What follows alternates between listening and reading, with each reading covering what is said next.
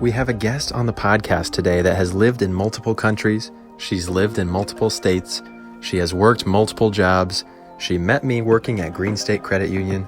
We have a lot of fun experiences. This is Gwen Chaiyarat. Let's go. Here we go.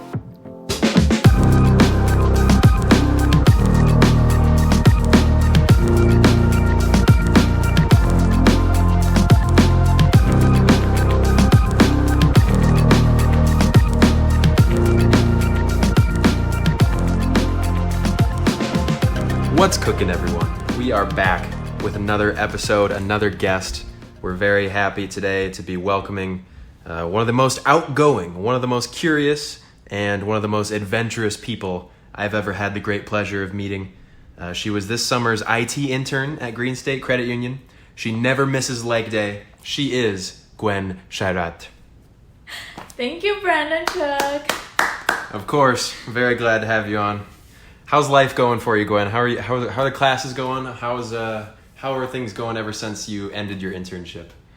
Right, so I am currently doing Master of Science in Business Analytics here at the University of Iowa. Okay. And this is my last semester. Let's go. go. Very excited to kind of wrapping up what I've learned in the past year, and pretty much just been doing all capstone style classes. So just bunches of projects and just, kind of like put it all together in one piece. And I always enjoyed that more because like in the early stages you have all the gen eds that you have to do and you kind of have to check all the boxes of like, well, I'm not really necessarily going into this field, but you kind of have to check the box just to have the requirements done. And then later on you're getting into the good part where you're like actually working on stuff that you'll be using. So I always found that to be more exciting and relevant and more interesting to me. So yeah, especially now in my capstone class, we call it analytics experience. I got paired with my group, my team, which is my classmate, and then we got paired with a company they call NG. So they are energy company, and they actually are the one that like kind of taking control of what's going on campus energy wise. Nice. So we're trying to optimize what's the best things to do, or like to find out what's going on wrong and whatnot. We're coming up on second week on this project, so bunches of background stuff to learn before we actually get to do the funsies. But can't wait for the funsies though. Yeah.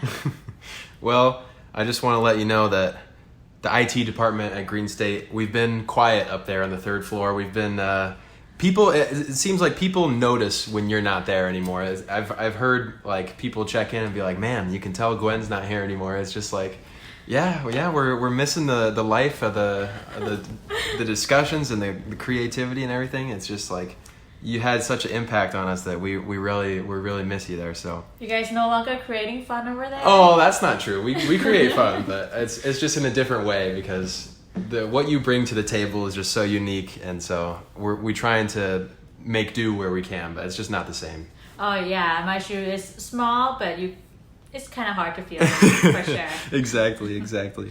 Well, I want to go through chronologically, just kind of give some people the background of your story, where you kind of started out and how you've kind of gone through different places and ended up here. So if you wouldn't mind sharing, where were you born and kind of like what are some of your earliest memories and like how did you like it, and was there anything you disliked about the place you were born? So I was born in the south of Thailand. Okay. And then I actually moved to Bangkok, the capital city of Thailand. So it was a lot of changing things because both of my parents are from like kind of rural part of the countries, and then moving into the city. So I get to see pretty much everything in every corner of the country. Wow. We travel a lot, so that's kind of like brought me into like, hey, like I want to branch out and like see other places. Yeah. So once I hit about like 9th grade, I have a thought of like, hey, maybe I want to study abroad. Maybe I want to be an exchange student. Okay. Because that's what cool kids do, And then I kind of like proposed the idea to my father, and I'm like, hey, I want to go like do fun stuff, like different place, and he's kind of like hesitates a little bit. Oh yeah. You know, I was like 13 when I was saying that. So, but I didn't actually like start my exchange here till I'm 15 years old. Okay, cool. And was that like in the United States was the first place you went out of Thailand?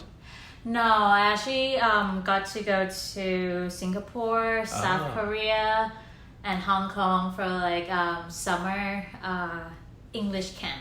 Okay. So that's Very kind cool. of like, I'm not that afraid of getting out of the house. Yeah, absolutely.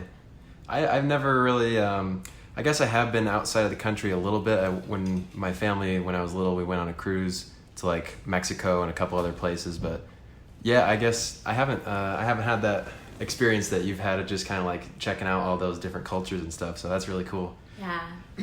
So when was the first time that you came to the United States, and were you visiting, or was that like when you first started living there permanently? Well, my dad actually took me to Texas. Oh. And we kind of travel around like San Antonio, Dallas, Houston. So, cause he's a petrol engineer, Okay. so he got to like go to Texas quite often for his job. So he was like, "Oh, it's kind of cool over here," and he wanted to show us like where he spent his time away from family at. Yeah, So- yeah. And from there, I was like, "Oh, cool. Maybe I can, come hang out around here more." Yeah, not a bad place to be. Yeah. So I can get started on like how I kind of move out of home. So after that idea of telling my father like, "Hey, I want to become an exchange student," and like a few years passed by, and then he's like, "Okay, like if you really want to, we can give it a try." So like we have to take a few English proficiency tests and like see if like I'm kind of quote unquote mature enough to go. Like mindset test perhaps. Interesting, yeah. So I got a placement with a host family in Harrisburg, Virginia. Ooh, okay. So it is the furthest part of Virginia into the west side. Yeah, okay. So when I tell people like, I stayed in west of Virginia, it's pretty much just West Virginia at that point. Yeah. So I was at Giles High School. Like it was very small. Everybody's related to everybody. Everybody knows everybody kind of town. It was a lot of culture shock there. Okay. I tried my hardest to, join the club and like, so I tried to join like, marching band and key clubs and just singing in churches. Okay. So it was like a lot of things that I try my best to, cultivate into the culture, American culture. Yeah. It was very different from home. I experienced culture shock roller coaster, Wow, up and down, over and over again. So I would say it's kind of difficult for 15 years old to go through psychologically and physically too. Absolutely. Especially when people that I was staying with aren't my actual parents. They didn't know how I was brought up. Sometimes like there's like that gap of communication on how to. English is not my first language, right? Maybe people when they hear me now like, oh, they wouldn't have even a thought that I'm not a native speaker.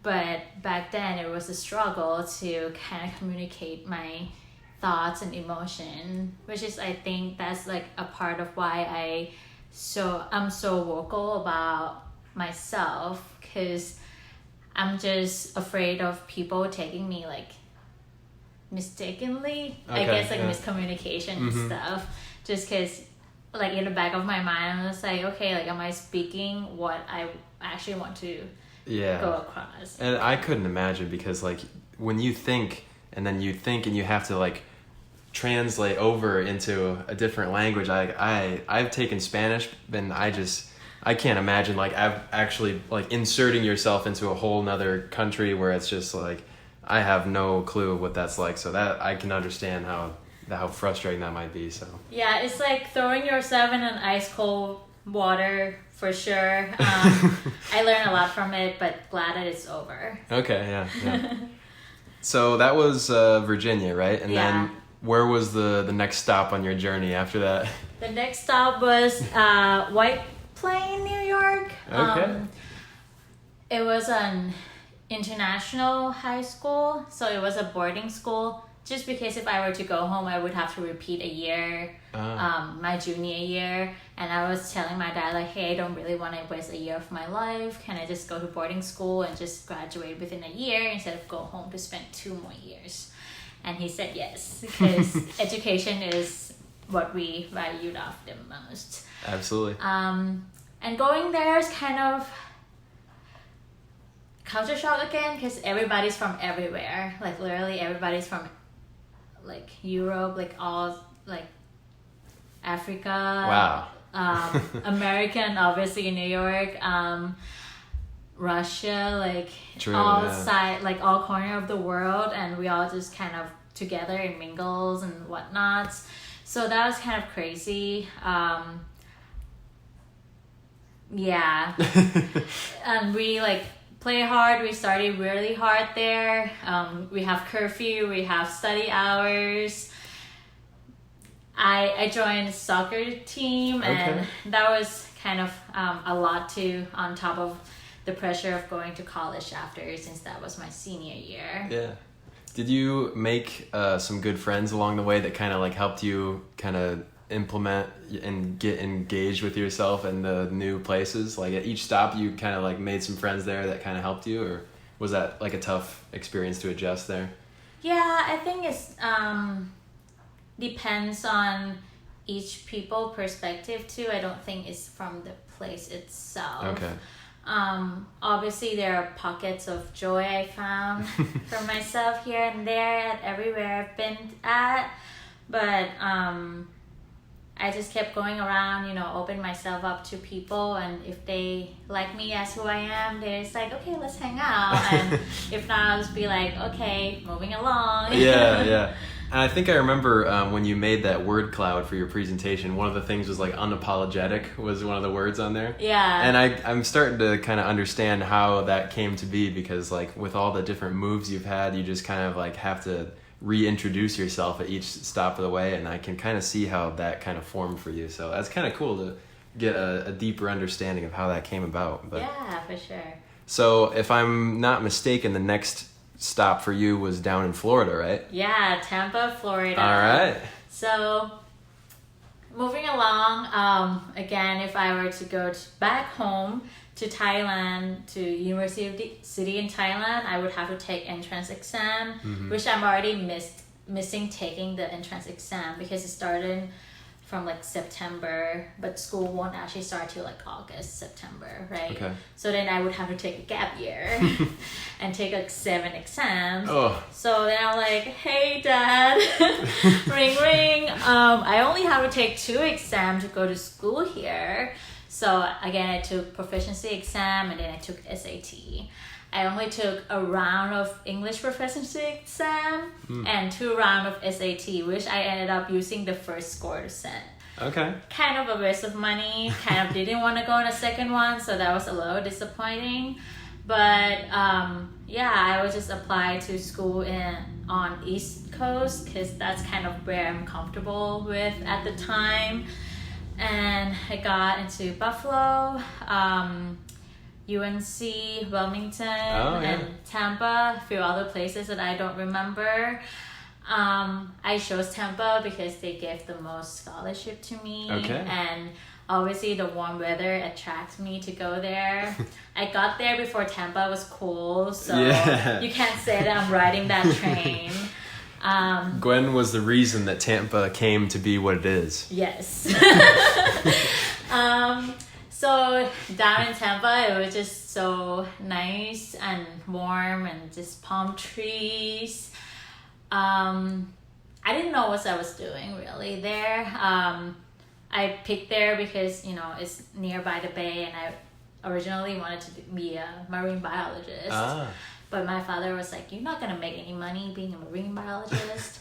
And I'm like, okay, fine, I'll do international business and economics. Okay, yeah. And that was something I actually enjoy learning. But again, in economic world, you kind of have to have PhD to actually make a difference. Oh, yeah. So I was like, I guess I'll do something that makes money and I maybe enjoy. So I kind of switched back to cybersecurity, and I'm actually pretty good at it. I would make a lot of money, but sadly I did not enjoy doing that. Oh, really? So like your time at majoring in cybersecurity at Tampa, you'd think you didn't enjoy that, or? I enjoy all the classes. I just don't think I would enjoy the workforce. Oh, okay. Yeah, it is a big difference. I'm learning that now because since I've been full-time, yeah, it's a lot of adjusting too. But yeah. But yeah, I've been in Tampa a little bit too, since I have some aunts and uncles and cousins down there. But I agree, the warm weather and the palm trees and everything is like, it's just so cool to be there. So yeah, you can't beat 15-minute drive to like 17 beaches. Yeah, exactly. It's just something that I took for granted for sure, and now I'm just like would do just about anything to go back. Yeah, because your next stop is a little bit different than Tampa, and that's the University of Iowa City. So when you were looking around, when you decided to go to grad school, what were some of the options you were considering, and then how you kind of decided on coming to Iowa? So a few boxes that I had for grad school was like the price, the elective classes, and the length of the program. Okay. And Iowa checked all my boxes. Okay. So it was either Iowa City, Boston, or Miami. Those were my top 3 choices, down to like, okay, which one am I gonna pick? And Boston offered me a really pretty package, but I cannot bear myself to pay $3,000 for rent. Oh, I wouldn't agree with you there. That would be awful. Yeah, so I was like, okay, I'm just gonna brace myself for a big move to the furthest west I have ever been, to Iowa City. I was really scared. I didn't know a single soul in Iowa. Just me and my dog, everything in the back of my sedan car, and just take a move, just drove up here by myself. It was terrifying. It's not the biggest move I have ever done, obviously, but, as I'm more matured in my like walk of life, yep. I kind of thought like, okay, like keep on moving for like every other year. It's not sustainable, for me, my dog, and my career. But I was like, one last move before I face the world. Going out with a bang. Yeah, it can't hurt. Just a year and a half, but. Oh, man. I'm really glad that I ended up, again, like find my own pocket of joy here. Yeah. Obviously, meeting you and Katie and Absolutely. Ashley. Yeah. Shout out to those girls.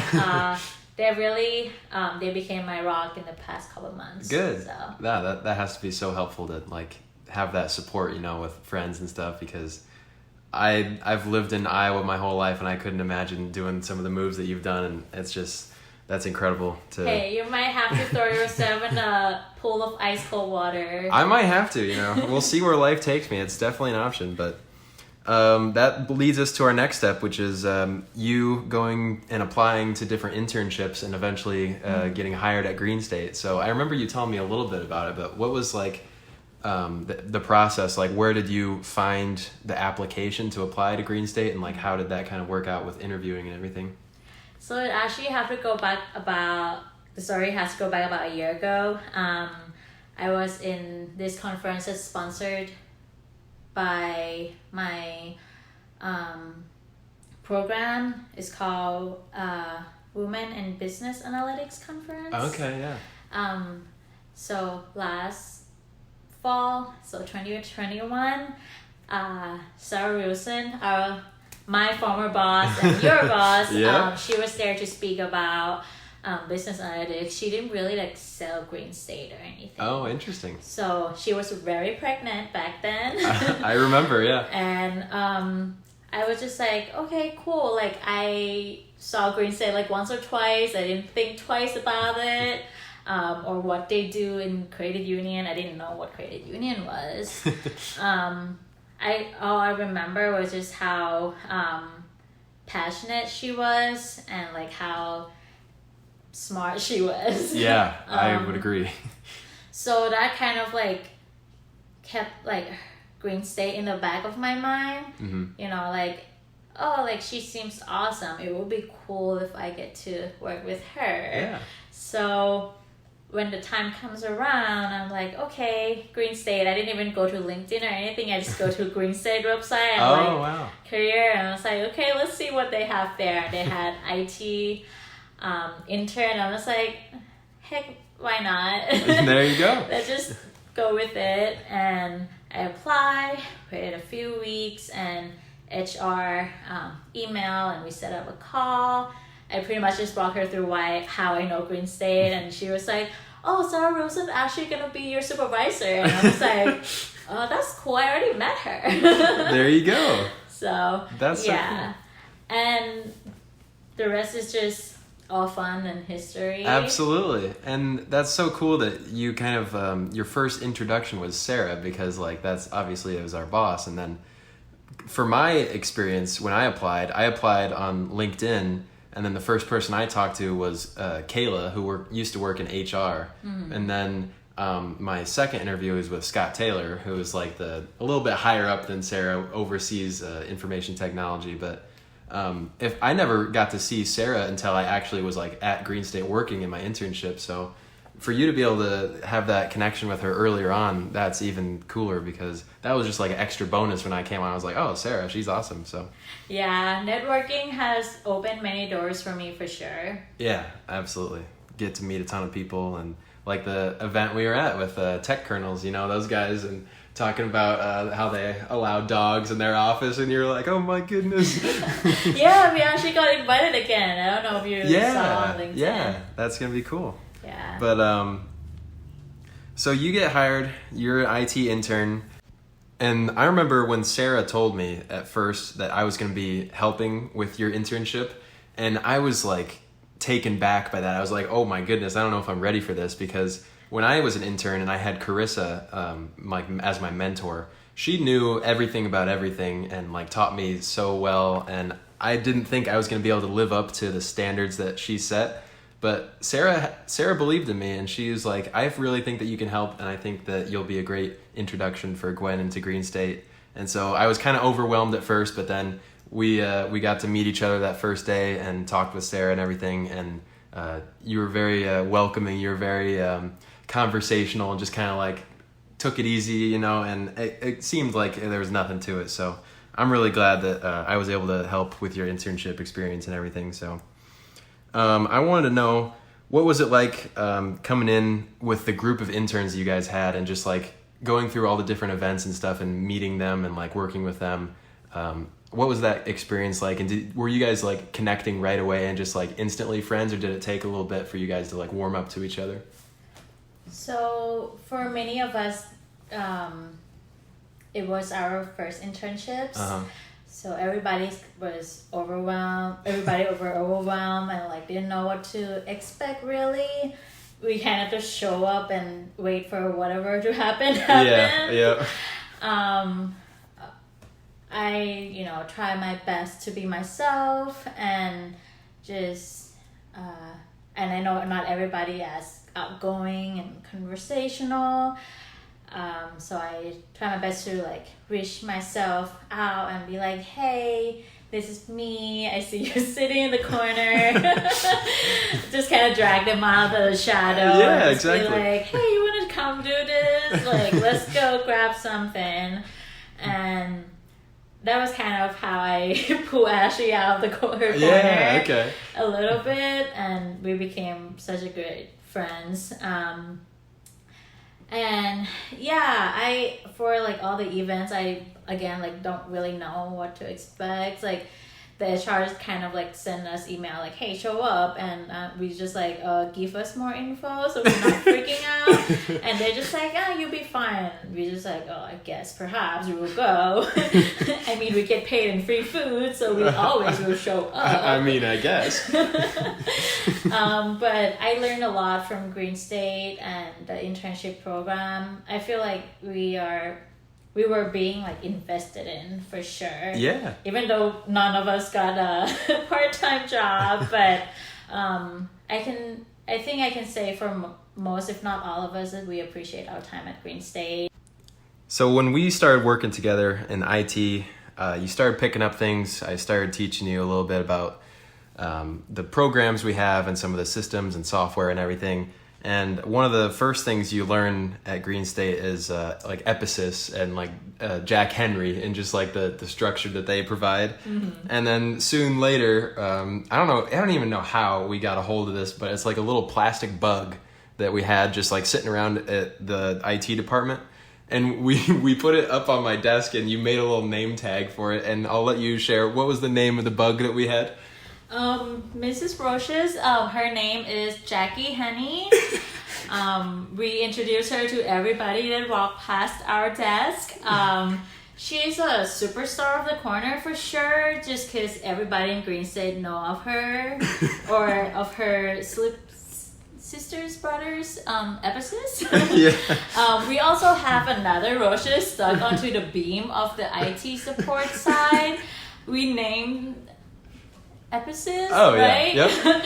His name is Epicus, and Jacki Henny is on our side, so we share suffering. Yeah, I'm kind of confused. I'll have to ask some of the IT service guys, but like we just have these little plastic cockroaches that like as a joke or a prank or something, but one of them's duct taped or like taped up onto the ceiling. And we just like, we make up weird names for them and we make funny jokes about them, but that's just some of the stuff we have going for us.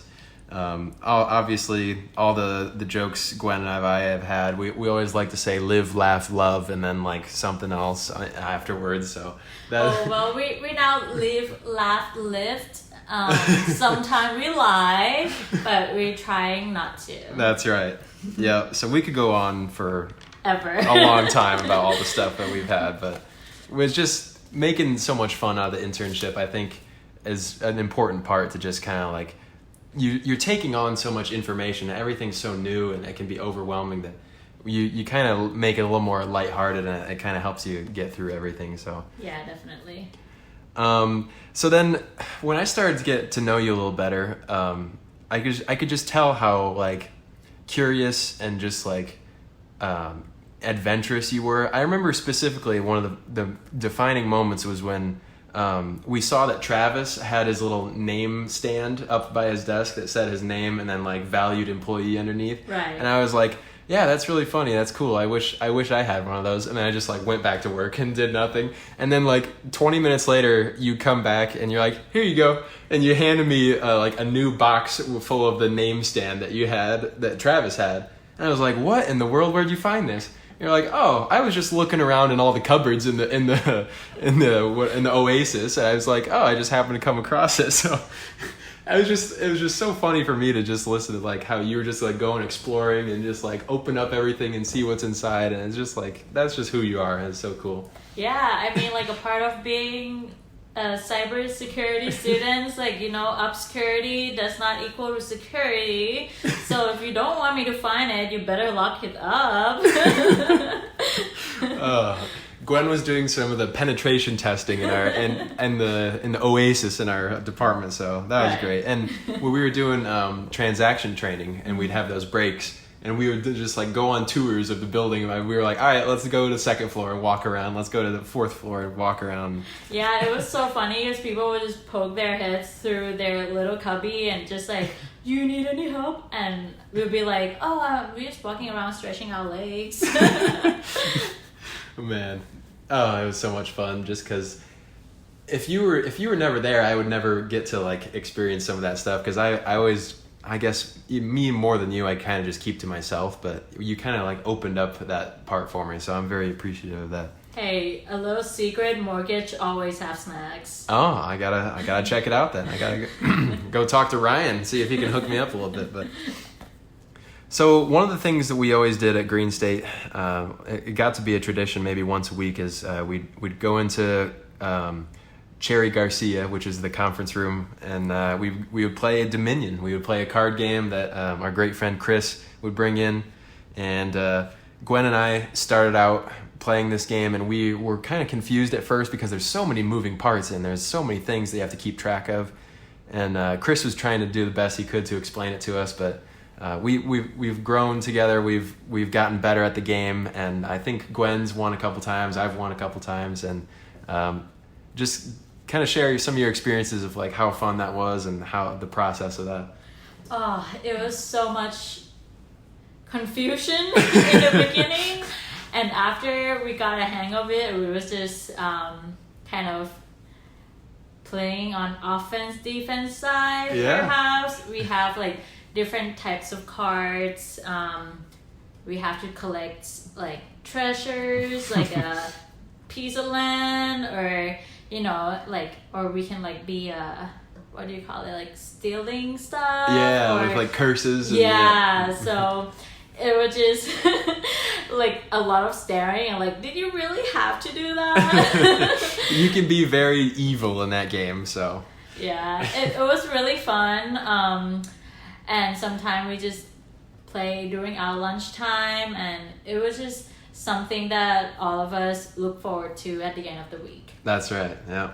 Always reliable. Chris would draw up a little game plan, and we'd go in and play, and it was just a highlight of our week for sure. Yeah, we can't forget about the cup and the Jesus on the cross as winner of the week prize. Yeah, so I think Chris had the little mini trophy at first with it says Dominionator on the bottom. And then was it you that found the little Jesus thing, or? No, it wasn't me. Oh. I don't know, like it just appeared. It just happened to be a trophy, and I just like, I guess Jesus staying in there now. Yeah, so we put a little like Jesus figurine inside of the cup of the trophy, and it looked like some sort of sacrificial like celebration or something. But yeah, whoever won Dominion that week got to keep the little Jesus in the trophy statue. So it got pretty competitive. So, but another thing that always kept it lively is the friends that you had, like Katie and Ashley and everything. And Katie would come down and just like check in on you like once or twice a day, and you'd just like have her pull up a chair and talk. And I thought that was really fun to just kind of break up the day.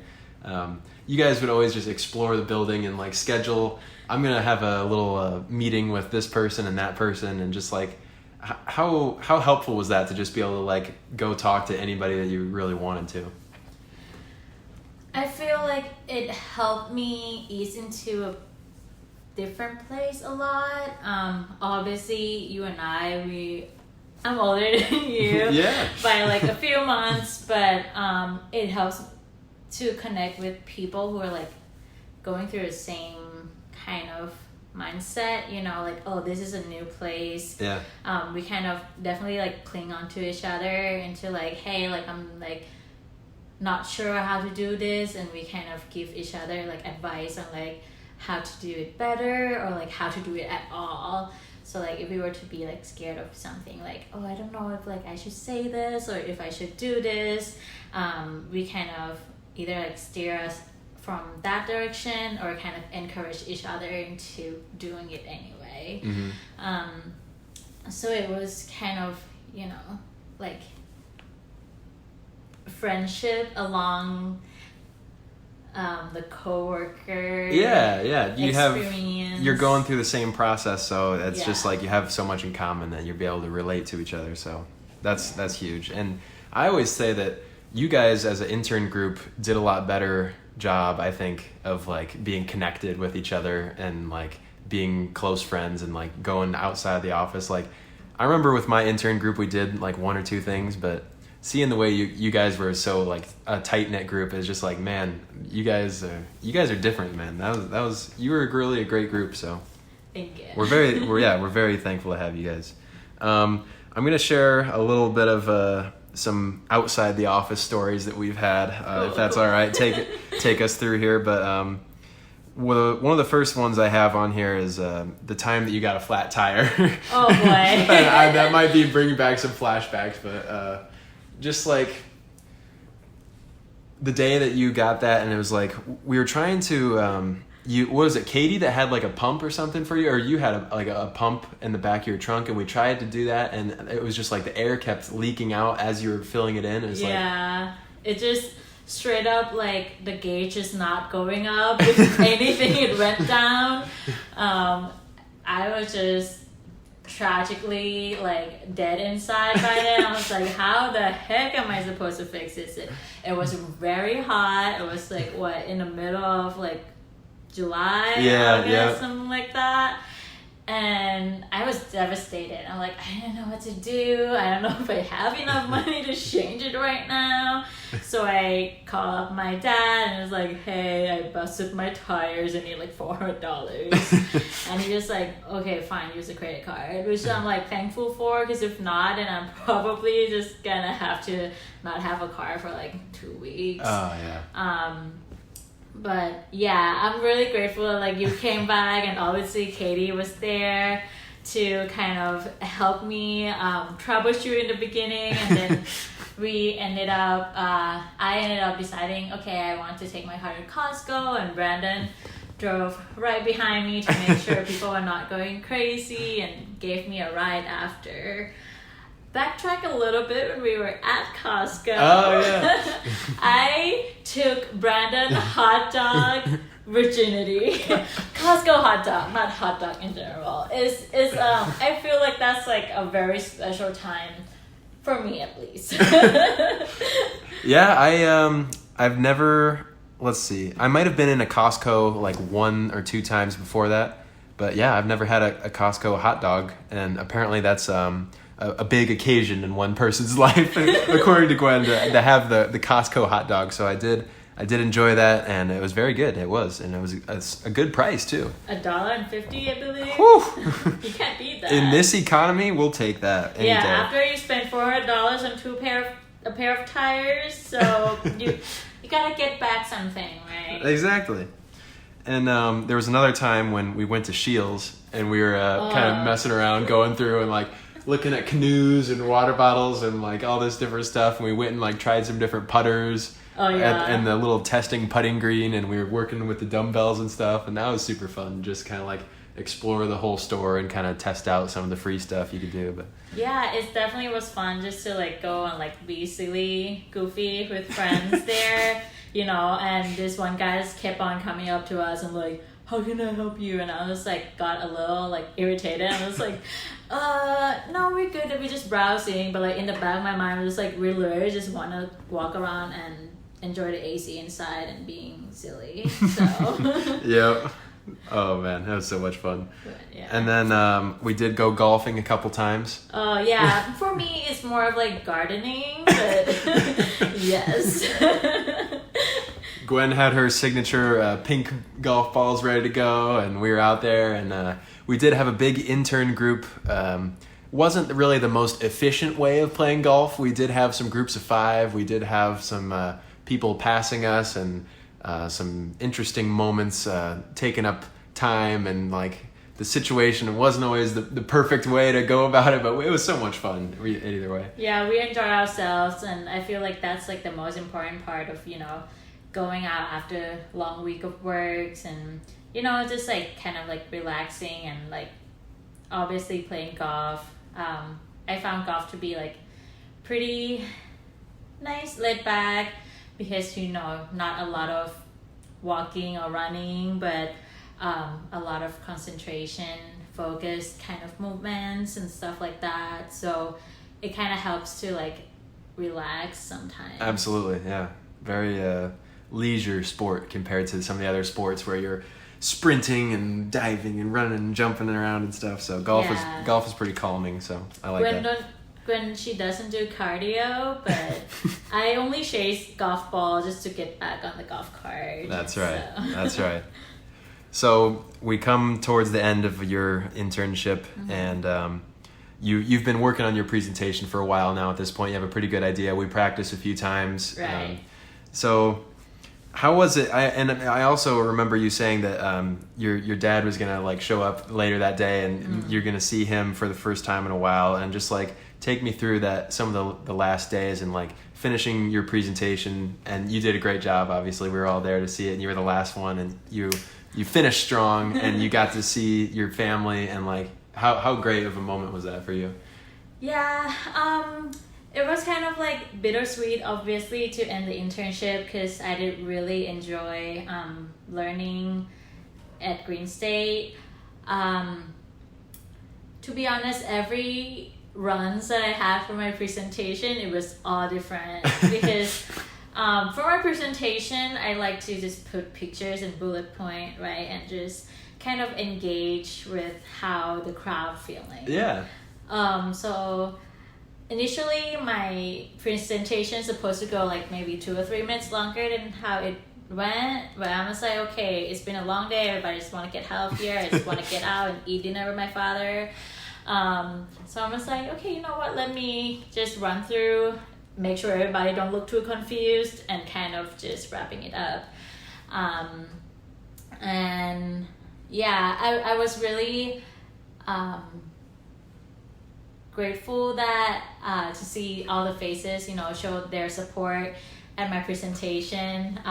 There were like 8 people from IT department showed up in person. And after the presentation itself, I went and looked on like online Teams where my presentation was being broadcast by. The whole team showed up and watched it online, which is very heartwarming. I felt really supported. So that was really great to see that, everybody took their time off late afternoon on Fridays just to watch me speak for 15 minutes. So. And when Gwen says that 8 people showed up, that's a lot for IT because a lot of us are virtual in IT. So we only have like me, Gwen, Travis, and like the service desk that are actually in person that summer. So we actually had people who worked like remotely all the time, like come into the office to see this. So Gwen, obviously, she just said it was very heartwarming and a great end to your internship. So yeah, and it was just really great to kind of one last hurrah. Yeah, perhaps, and just like be able to see everybody and obviously like say my not goodbyes but see you later. That's right. Yep. And there was one kind of joke question I wanted to throw in at the end of our GreenState section. I've been thinking about this a little bit, but I'm curious to get your answer on this. Mm-hmm. If we were playing hide and seek in the entire GreenState building, where would you hide? I would hide. There's so many good places. I know. This is a tough question because this is like a pretty sizable building. The FC in North Liberty is it's like a four-story, pretty large building. You have a lot of options here.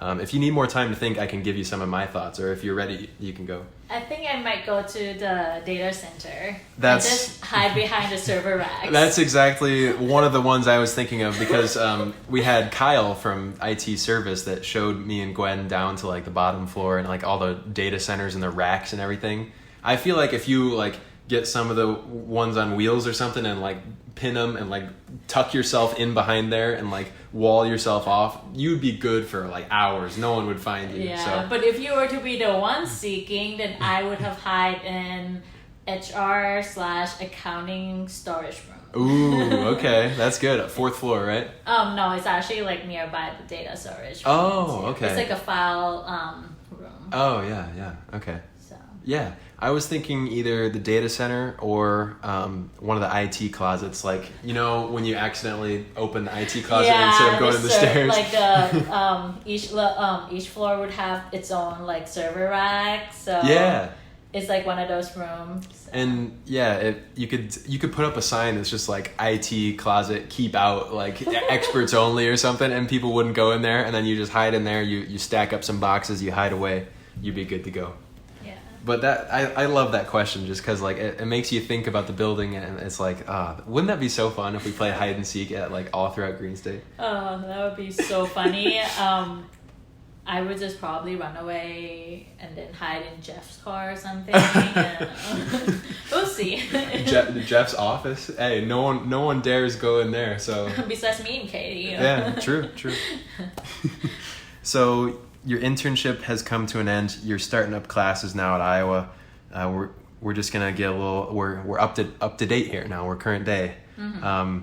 How's the semester started for you? Do you think that you're enjoying most of your classes, or is it going to be a struggle, or like what have you kind of learned about them so far? So I knew it was going to be a packed semester with all the wrapping up all the capstone projects and obviously finding like jobs and see what comes next.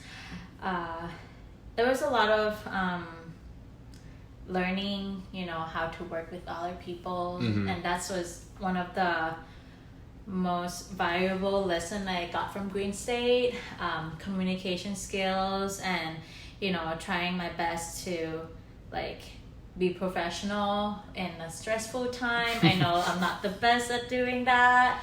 So coming on the other side, I feel more confident into like connecting to different people and like know more of like what to say, be nice enough to get things done. Mm-hmm. So I am not very nervous about, getting good grades or things like that, because I don't think I have final exam. I think like all my final exam are replaced with projects. Oh, nice. And with being like, wanting to go into project management side of it, I feel pretty confident into like planning the rest of my semester. It definitely was, in the beginning, like first 2 weeks, it was overwhelming, obviously switching gear from working full-time into working part-time and full-time school. Yeah. It's just a lot of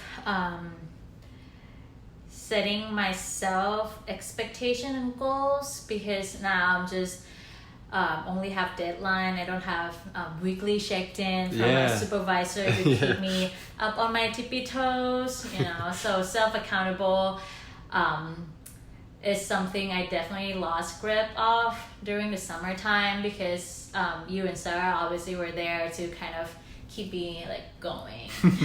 Absolutely. Well, I believe that's the end of the questions for me. Would you like to share your social media accounts to the podcast so people can hit you up on social media, or any shout outs you want to give to any friends or any people? This is your time to share right here. All right. So you can best reach me in LinkedIn, because I pretty much live there half of the time. Okay.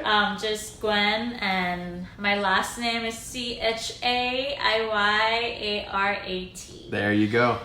If you want my Instagram, you can kind of go stalk Brandon and see his following.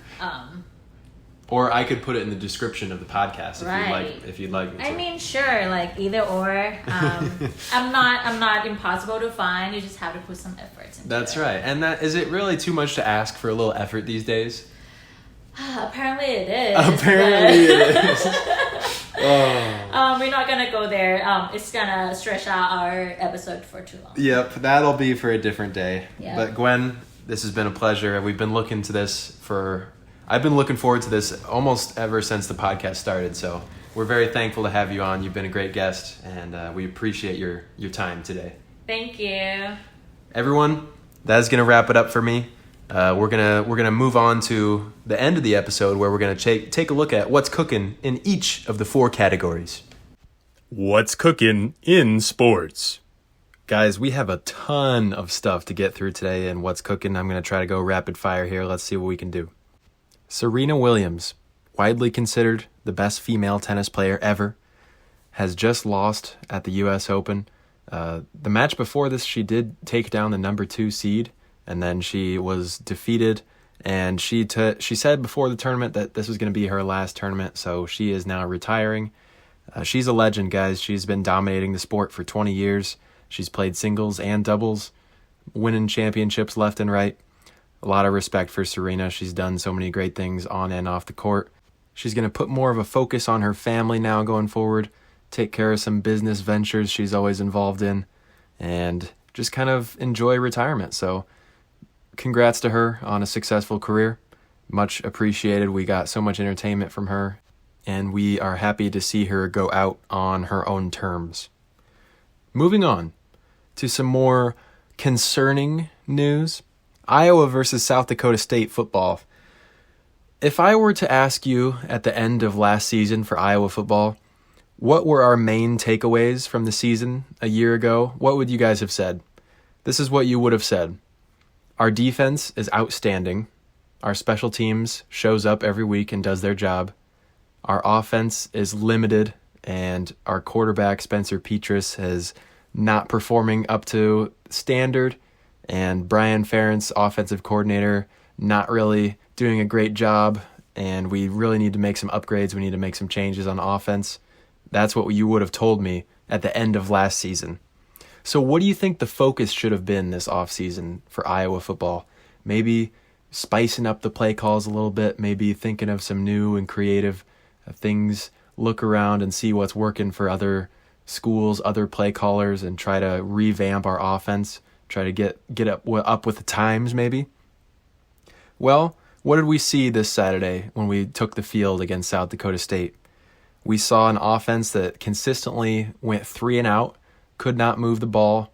Offensive line was letting guys through. Running backs fumbled. Petras was throwing a pick. We were punting left and right. It was a complete mess. I was out there at the game. I was in Kinnick. I was in the student section. Here are some of the chants we were hearing in there. We heard, "We want Alex," which is Alex Padilla, our backup. That's not good. You don't want to have that. We heard MVP chants for our punter, Torrey Taylor. That's very concerning if our punter is the most valuable player of the game. However, he did end up winning us the game. Some clutch punts. We got some safeties out of it, but even right off the bat, guys, I was hearing people calling for Padilla. The first incompletion of the game from Petras. Guy behind me started yelling, "Put in Padilla." It's just mayhem. We don't have an offensive identity right now. We don't have a quarterback that we can rely on, and it's really not a good situation looking forward. Next week we have Iowa State. But I will say this. You have to throw out every game prior to Iowa State when you're trying to judge how Iowa State week will go, because this game is always played differently every year. We could start off terribly and we could easily beat Iowa State, or we could start off great and easily lose to Iowa State. This game is always pretty much a coin flip, and it comes down to the last second. It's its own separate game that's very much played differently. So you can't really project what we just saw into next week. I think it's going to be very different. So hopefully that plays in our favor. Moving on. LSU versus Florida State. That was a pretty cool game, guys. I'm going to give you a quick recap of what happened at the end. LSU is losing by 14 late in the fourth quarter. They score a touchdown with 4 minutes left, so now they're only down by 7. And then our defense comes out there. They force a punt. They're about to recover the punt, and the returner muffs it, and it's deep in their own territory, guys. At this point, I stopped watching the game. I thought it was done. Florida State had the ball in the red zone with a 7-point lead with like 2 minutes left or something. I mean, it's GG's, right? You would think that it's over. They fumble it in the red zone, and LSU recovers and drives 99 yards down the field and scores a touchdown with 1 second left. Or maybe it was even 0 seconds left. Something like that. They have to go out there and kick the extra point to tie it up. The extra point gets blocked. Whew! Are you serious? That is insane. That is absolutely unthinkable. Special teams coming in clutch, or not clutch if you're an LSU fan. Crazy start to the season for both of those teams. Last thing I got for you in sports, Ohio State versus Notre Dame. First of all, Ohio State won 21-10. Let's get that out of the way. But listen to this lineup of who was there at the game. You got LeBron, Bronny, Joe Burrow, Justin Fields, Ezekiel Elliott, Terry McLaurin, Chris Olave, Jeffrey Okudah, Jerome Bettis, Orlando Pace, Jason Tatum, Andre Iguodala, and more. There were a ton of notable players, both former and present, both football and basketball, probably other sports, all at that game. It was a huge scene. It was a huge, great attendance in that stadium, and the Buckeyes got it done to start off the season, so good for them. What's cooking in finance? Guys, if you're following along in the cryptoverse, in the cryptosphere, in the crypto world, you might have noticed that the ETH merge is coming soon. ETH merge, I think I might have mentioned it in a previous episode, changing from proof of work to proof of stake. But today, at the time of release, it would be yesterday, but today for me, there's this upgrade that's happening with Ethereum called the Bellatrix upgrade / Bellatrix hard fork, if you want to call it that. So what's going on is that the Ethereum mainnet, which is the proof of work chain, and then there's the Ethereum beacon chain, which is the proof of stake chain, they're operating in parallel to one another. And the purpose of this Bellatrix upgrade that's happening is going to be to ensure that the validators are producing updated beacon chain blocks that are going to set up the code base ahead of the merge. You might have just checked out once I described that, but if you're an advanced crypto person, you might understand some of that. It's just basically preparing for the merge. It's checking a few boxes, hitting a few things, getting things set up for the merge. Vitalik Buterin, if you want to hear from him, he said, "What's happening today is the Bellatrix hard fork, which prepares the chain for the merge. Still important, though, make sure to update your clients." And for anyone who's not completely sure about the merge, moving from proof of work to proof of stake is a big thing. You don't hear a lot of crypto changing their consensus model, so this is kind of a big deal. Proof of work is like mining for crypto, so that's going to involve computer power. You're going to be using electricity and energy to validate these transactions. Whereas proof of stake, obviously it's in the name, staking, so you're going to have to kind of like stake or commit or lock up the tokens that you have to this network, and that the more that you stake gives you a better chance of becoming a validator on the network. So two different consensus models. Ethereum's deciding to move off of proof of work into proof of stake. Supposedly this is going to help a ton environmentally and through all the energy concerns. So seems like this is going to be a positive thing. We're going to have to see how it plays out. In the world of stocks, if you guys know Jim Cramer, the host of Mad Money on CNBC, he's been taking a lot of crap lately for various reasons, but one of them is at the time of Coinbase IPO, which was back in April of 2021.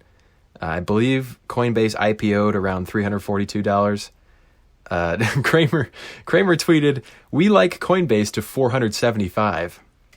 So that means he thinks it's going to increase in value like over $100, which would be pretty impressive. But Coinbase, at the time of this episode being released, it's down 81% from its IPO. It's down to $62, guys, when he thought it was going to go up $100. So that is a swing and a miss, if you will. Wall Street Bet's Twitter account, always attacking him, always going after Cramer. He's catching some strays out there from some of his predictions. But listen, man, if you want a reliable strategy in the market right now, there's this meme going around called the inverse Cramer index. It's you just got to fade everything Jim Cramer says, and you get your guaranteed money. So if that's something you want to consider, you can look it up. What's cooking in technology?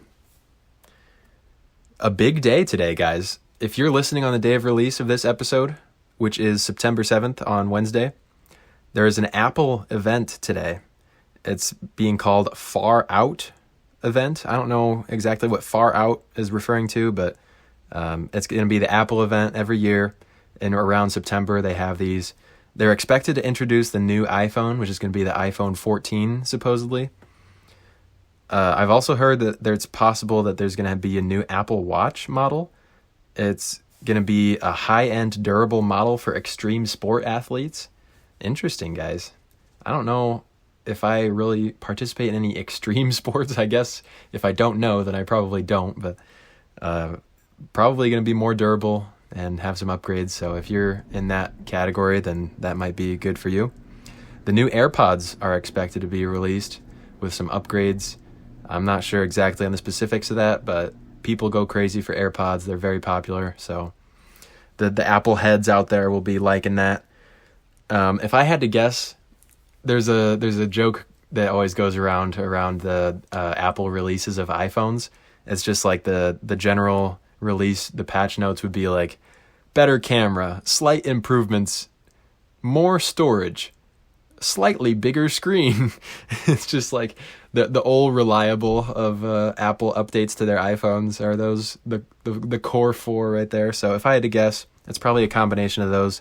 Maybe they'll have some sort of groundbreaking introduction, but we'll have to stay tuned. What's cooking in video games? This is going to get pretty niche. This is going to get into the specifics of my childhood and sense of humor and interests, so buckle up. You may have heard me say that I very much enjoy a video game called SpongeBob SquarePants Battle for Bikini Bottom on GameCube. There is a Twitch streamer that I watch that speedruns this game religiously. He's committed a ton of time to it. He is the world record holder in most of the categories in this game, if not all. He's really just dedicated himself to the game SpongeBob Battle for Bikini Bottom. There's an ongoing joke in this community. And by the way, the guy's name is Shift on Twitch. So twitch.tv/Shift. You'll be able to watch him. There's an ongoing joke in his streams of there's a different game that's called SpongeBob SquarePants the movie, and it's based on the movie, of course, but people played the movie because it came out after Battle for Bikini Bottom. They're expecting it to be like a 2.0, like even better improvements and stuff.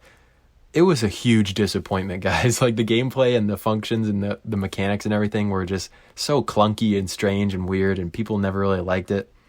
So Shift is always streaming Battle for Bikini Bottom, and people always joke about him, why don't you go play movie instead of Battle? And he's gotten so pissed off over the years that like, no, that game sucks. I don't want to hear you say movie in my chat again or I'll ban you. And he literally like did everything he could to prevent anyone from ever mentioning the SpongeBob movie game because he strictly liked Battle because it's much better. So this was an ongoing thing for a couple of years. I've been watching him probably since 2017, 2018.